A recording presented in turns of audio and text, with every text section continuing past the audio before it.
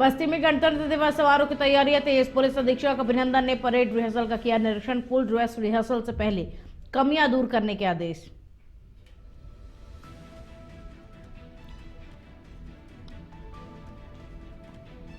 शहर की कानून व्यवस्था को लेकर बस्ती डीआईजी संजीव त्यागी सख्त। परिक्षेत्रीय कार्यालय में सीओ के कार्यों की समीक्षा। अपराधियों पर बिना ढिलाई कठोर कार्रवाई के दिए निर्देश।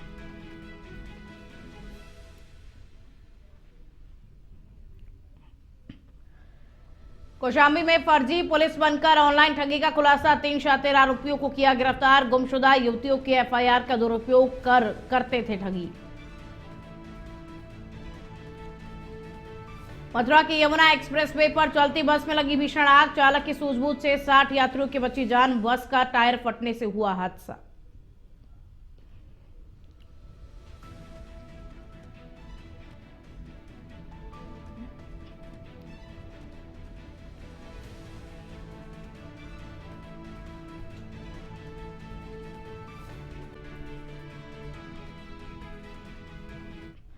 नमस्कार, आप देख रहे हैं इंडिया अहेड। मैं हूं आपके साथ में खुशबू सिंह। तो चलिए बुलेटिन की शुरुआत पहली खबर के साथ में करेंगे।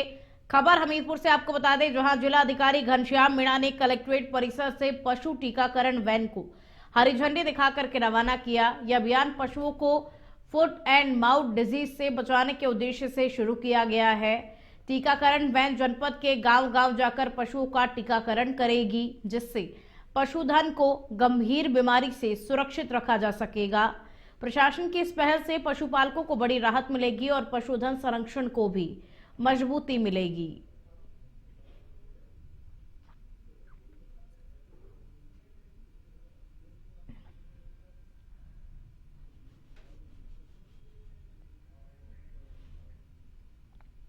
तो गांव-गांव जाकर के पशुओं का टीकाकरण होगा। कलेक्ट्रेट परिसर से टीकाकरण वैन को रवाना कर दिया गया है और ये टीकाकरण वैन जो है वो गांव-गांव जाएगी और पशुओं को टीका लगाएगी। पशुपालकों को भी इससे राहत मिलेगी और साथ ही पशुधन भी सुरक्षित होगा।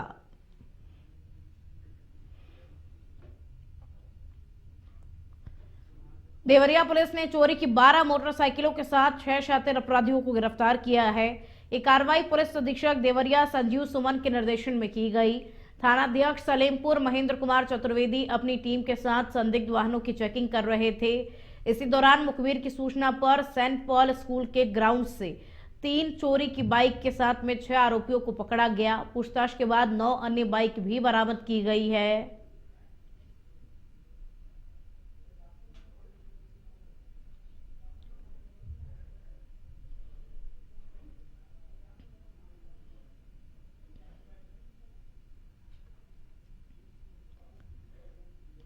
संदिग्ध व्यक्ति एवं वाहनों की चेकिंग के दौरान मुखबिर खास की सूचना पर वाहन चोरी संबंधी घटनाओं की रोकथाम के क्रम में ग्राम सुगाही स्थित निजी विद्यालय के पास ग्राउंड में 6 बाइक चोरों को चोरी की 3 बाइकों के साथ गिरफ्तार किया गया।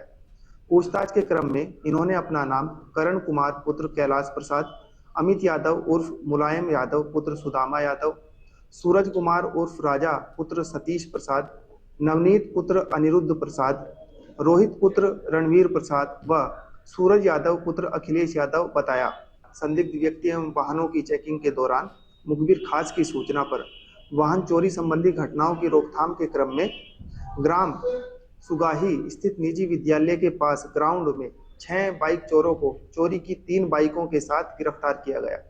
पूछताछ के क्रम में इन्होंने अपना नाम करण कुमार पुत्र कैलाश प्रसाद, अमित यादव उर्फ मुलायम यादव पुत्र सुदामा यादव, सूरज कुमार उर्फ राजा पुत्र सतीश प्रसाद, नवनीत पुत्र अनिरुद्ध प्रसाद, रोहित पुत्र रणवीर प्रसाद व सूरज यादव पुत्र अखिलेश यादव बताया। बस्ती में आगामी गणतंत्र दिवस समारोह की तैयारियां तेज हो गई है। पुलिस अधीक्षक बस्ती अभिनंदन ने अपर पुलिस अधीक्षक की मौजूदगी में पुलिस लाइन बस्ती के परेड ग्राउंड में आयोजित होने वाली परेड की रिहर्सल का विस्तृत निरीक्षण किया। इस दौरान विभिन्न टोलियों की परेड ड्रिल, मार्च पास्ट, सलामी प्रक्रिया और वर्दी की एकरूपता का जायजा लिया गया। एसपी ने जवानों की तैयारियों की सराहना करते हुए कुछ बिंदुओं पर आवश्यक सुधार के निर्देश दिए। उन्होंने नियमित रिहर्सल कर फुल ड्रेस रिहर्सल से पहले सभी कमियों को दूर करने को कहा।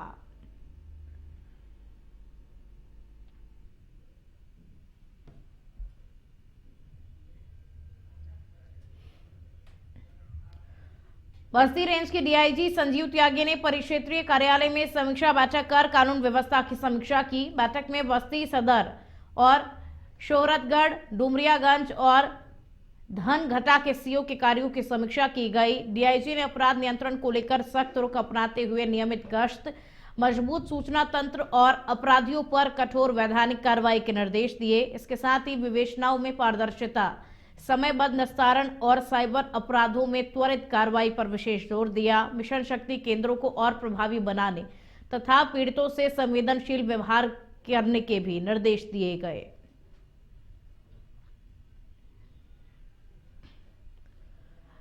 और आप खबर देवरिया से है, जहां 102 एम्बुलेंस सेवा एक बार फिर जीवनदायिनी साबित हुई। जनपद देवरिया के लवकनी गांव गौरी बाजार निवासी पूनम देवी को अचानक प्रसव पीड़ा होने पर परिजनों ने 102 एम्बुलेंस को कॉल किया।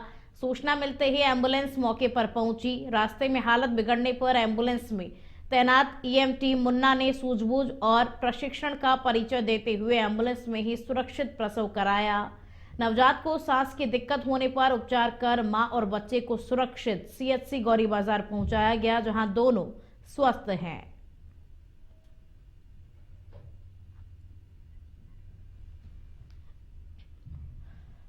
और आप खबर मथुरा से है, जहां यमुना एक्सप्रेसवे पर चलती प्राइवेट डबल डेकर बस अचानक से आग का गोला बन गई। ये बस कानपुर से दिल्ली जा रही थी। थाना राया क्षेत्र के माइलस्टोन 110 के पास बस का टायर फटते ही उसमें आग लग गई। चालक की सूझबूझ से बस को समय रहते रोक दिया गया, जिससे बस में सवार करीब 60 यात्रियों ने उतरकर अपनी जान बचाई। हादसे के बाद मौके पर अफरा तफरी मच गई।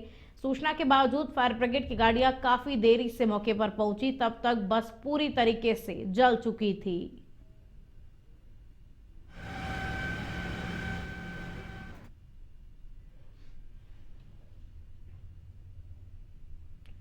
और आप खबर कौशाम्बी से है, जहां घर से भागी युवतियों को बरामद करने के नाम पर फर्जी पुलिस बनकर ऑनलाइन ठगी करने वाले 3 शातिर अपराधियों को गिरफ्तार किया गया है। साइबर क्राइम टीम ने मोबाइल सर्विलांस और तकनीकी संसाधनों की मदद से इस गिरोह का पर्दाफाश किया। आरोपी अपकॉप ऐप के जरिए गुमशुदा लड़कियों के एफआईआर डाउनलोड कर पीड़ित परिवारों से संपर्क करते थे और खुद को पुलिस या फिर सीबीआई बताकर के ऑनलाइन पैसे ठगते थे। 25 अक्टूबर को सैनी थाना में दर्ज एफआईआर के बाद कार्रवाई करते हुए पुलिस ने झांसी से आरोपियों को गिरफ्तार किया। एसपी राजेश कुमार ने प्रेस कॉन्फ्रेंस कर मामले का खुलासा किया। बात फिर मंझनपुर में भी एक इसी तरह के मुकदमे में जिसमें लड़की गायब थी, उसमें भी उसके परिजनों को भी वही उसी नाम से फोन करके पैसा लेने की कोशिश की गई, लेकिन वो उसमें पैसा ट्रांसफर नहीं हो पाया था। तो ये पूरा तीनों गैंग तीन मेंबर इस गैंग के पकड़े गए हैं। ये रहने वाले एमपी बॉर्डर और झांसी जनपद के हैं। इनके द्वारा इस तरह से कई फ्रॉड किए गए हैं लोगों के साथ, और इनका जो कहना था कि हम लोग यूपी काप से अपना इस तरह की एफआईआर निकाल लेते हैं। फिर एक जो वेबसाइट है पंचायतीराज.up.nic से हम लोग उस गांव के प्रधान का पता ले लेते हैं, पूरे फैमिली के बारे में जानकारी करके इस तरह से ठगी। और अब खबर बिजनौर से है, जहां धामपुर क्षेत्र के सरकड़ा चकरा राजमार्ग रेलवे स्टेशन पर एक मालगाड़ी का इंजन अचानक से फेल हो गया, जिससे रेल यातायात प्रभावित हो गया। इंजन फेल होने के कारण वंदे भारत एक्सप्रेस करीब 1.5 घंटे तक लेट रही। इसके अलावा कामाख्या एक्सप्रेस और लिंक एक्सप्रेस को भी अलग अलग स्टेशनों पर रोकना पड़ा। ट्रेनों के रुकने की वजह से यात्रियों को भारी परेशानियों का सामना करना पड़ा। मुरादाबाद से दूसरा इंजन मंगाए जाने के बाद मालगाड़ी को रवाना किया गया, जिसके बाद सभी यात्री ट्रेनों का संचालन बहाल किया गया।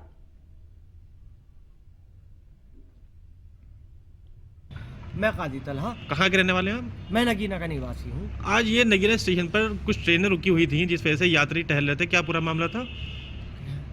चकराजमल में मालगाड़ी का इंजन फेल हो चुका था, इस वजह से ये हादसा हुआ है। कहाँ कहाँ ट्रेन रुकी खड़ी थी, कुछ जानकारी है आपको? धामपुर में खड़ी थी वंदे भारत, हबीब वाले में थी। अन्य कुछ गाड़ियाँ नजीबाबाद नगीना में खड़ी हुई थी। नगीना में कौन सी गाड़ी खड़ी थी? नगीना में लिंक थी। ये ट्रेनें लगभग कामाख्या एक्सप्रेस थी। यातायात कितनी देर प्रभावित रहा? अब खबर मिर्जापुर से है, जहां जिम के माध्यम से हिंदू लड़कियों के धर्मांतरण और ब्लैकमेलिंग के गंभीर मामले में पुलिस ने एक आरोपी फरीद को मुठभेड़ में गिरफ्तार किया है। ये कार्रवाई देहात कोतवाली के खंडजा फाल के पास में हुई, जहां पुलिस ने आरोपी के पैर में गोली मारकर गिरफ्तार किया। इससे पहले इस मामले के 4 अन्य आरोपी जेल जा चुके हैं। जांच के दौरान नगर क्षेत्र के 5 जिम जिन्हें सीज कर दिया गया है। पुलिस इस मामले में शेष आरोपियों की तलाश में जुटी हुई है।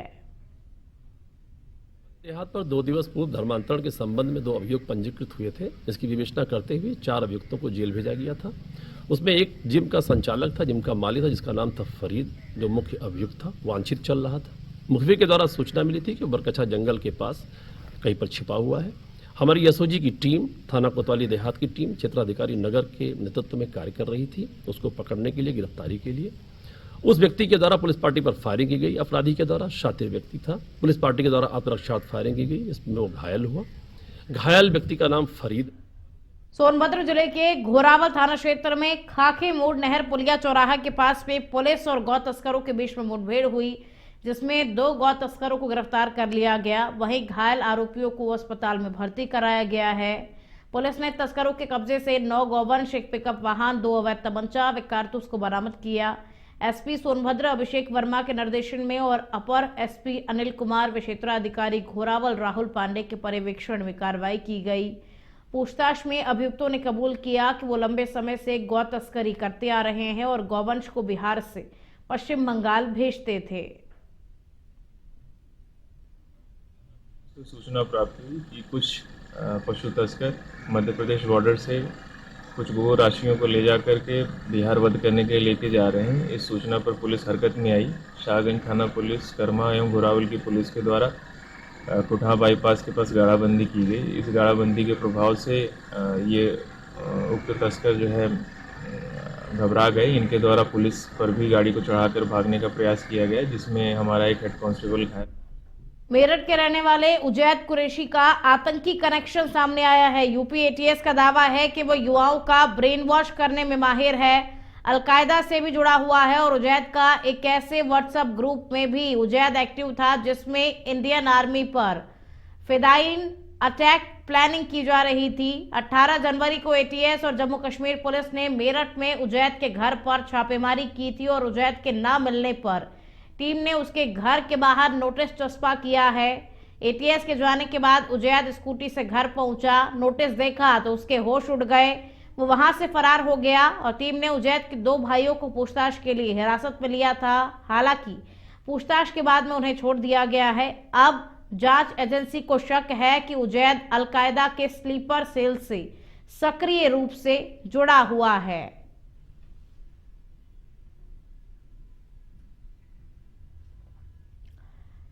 तो आतंकी कनेक्शन उजैद कुरैशी का उजागर हुआ है। यूपी एटीएस का यह दावा है कि उजैद अलकायदा से भी जुड़ा हुआ है और उसको लेकर के फिलहाल टीमें जो हैं वो उजैद को ढूंढने का प्रयास कर रही हैं। हालांकि उसके 2 भाइयों को पूछताछ के लिए हिरासत में भी लिया गया, उनसे पूछताछ की गई। बेहद ही गहनता के साथ में हर एक पहलू से उनसे पूछताछ की गई और पूछताछ के बाद में उन्हें छोड़ दिया गया है, क्योंकि अलकायदा से जुड़ा हुआ है उजैद कुरैशी। ये दावा टीमें फिलहाल कर रही हैं क्योंकि इसका आतंकी कनेक्शन भी उजागर हुआ है। उसके घर के बाहर में एक नोटिस चस्पा दिया गया है। जब यह नोटिस उजैद ने देखा तो तुरंत मौके से फरार हो गया। फिलहाल इस पूरे मामले को लेकर के हर एक पहलू से बिंदुओं को जोड़ने की कोशिश की जा रही है और बेहद ही गहनता के साथ में इस मामले को लेकर के जांच पड़ताल फिलहाल चल रही है। बिजनौर के चांदपुर में फाइनेंस कंपनी के फील्ड ऑफिसर हरिओम सिंह की मौत के मामले में पुलिस ने खुलासा करते हुए सामुदायिक स्वास्थ्य अधिकारी महिला को गिरफ्तार कर चालान कर दिया है। आरोपी महिला पिछले 1.5 वर्ष से हरिओम के साथ लिव इन रिलेशनशिप में रह रही थी और शादी से इनकार और लगातार हो रहे झगड़ों के चलते उसने अपने प्रेमी की हत्या कर दी थी।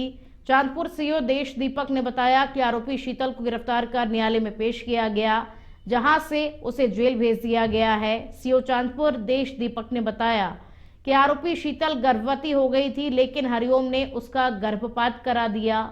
इसके बाद उसने शादी से भी इनकार कर दिया, जिससे दोनों के बीच झगड़े होने लगे और उसके बाद ही यह मामला इतना आगे बढ़ गया। विपिन बाल सिंह नामक व्यक्ति जो कि जनपद रायबरेली के रहने वाले हैं, उनके द्वारा थाना चांदपुर पर एक तहरीर दी गई, जिसमें बताया गया कि अभियुक्ता शीतल के द्वारा पैसे के लेन देन को लेकर के उनके चचेरे भाई हरिओम सिंह की हत्या कर दी गई है।